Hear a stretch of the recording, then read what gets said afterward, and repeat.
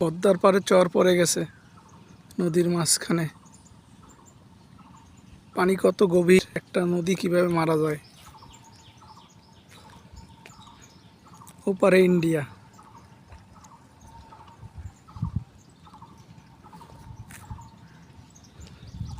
Rajshahi cadet কলেজের কাছেই একটা সুন্দর পার্ক, আম বাগান।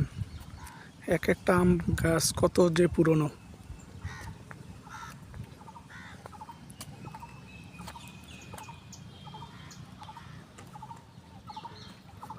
এই নদীর নাকি অর্ধেকেরও বেশি ইন্ডিয়ার ভিতর।